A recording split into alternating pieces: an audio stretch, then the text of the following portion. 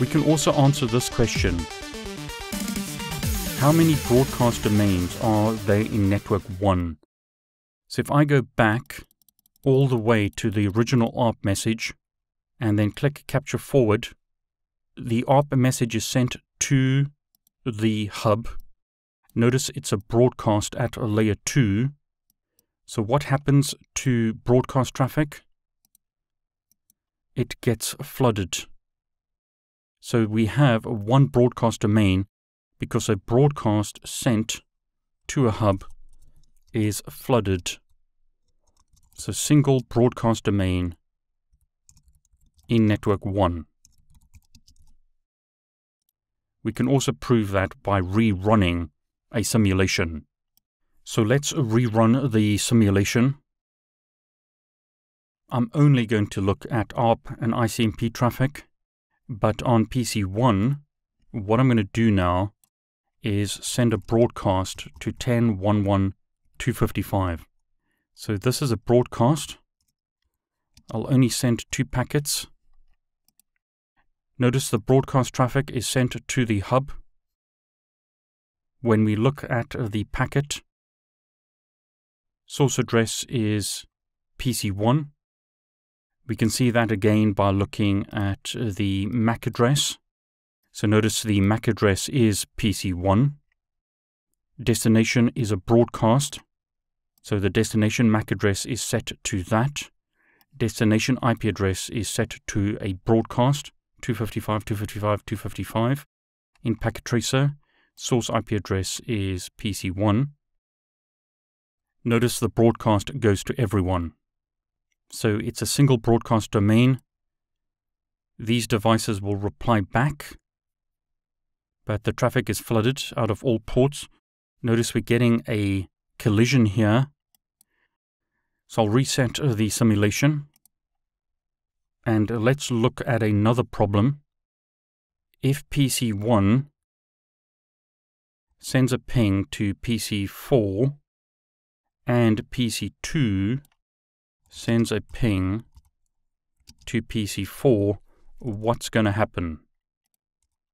So they're both sending packets into the network.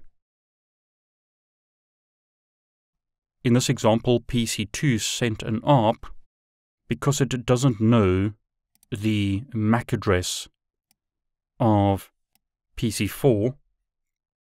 So here's the actual frame. A quick recap of terminology. To be precise and to be correct for the CCNA exam, at a layer 1 in the OSI model, we talk about bits. At a layer 2 in the OSI model, we talk about frames. At a layer 3, we talk about packets. And at a layer 4, we talk about segments.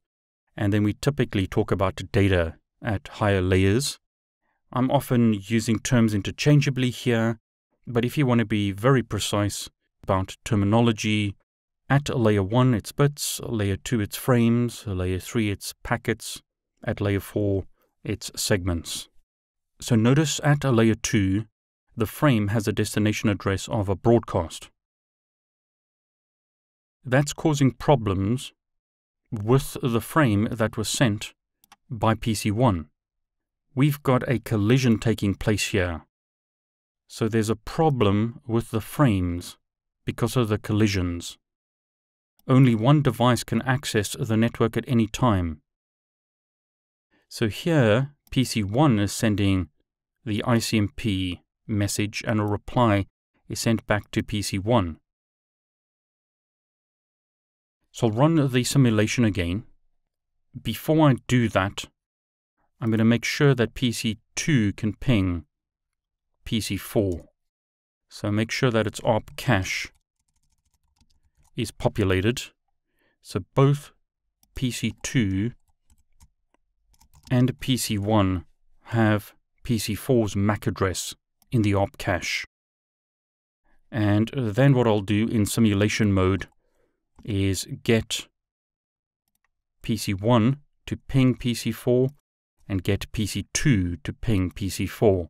So they both trying to send an ICMP packet. When that hits the hub, we have a collision. You have a single collision domain when you have a hub. So a hub is a single broadcast domain as well as a single collision domain. We're going to have problems with lots of collisions taking place as you add more and more devices to a hub. So be careful with hubs. They are single collision domains and single broadcast domains.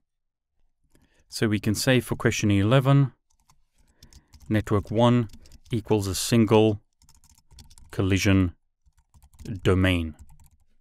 Be careful using hubs. Today we don't use hubs in wired infrastructures. We use switches, which we'll see in a moment, have multiple collision domains.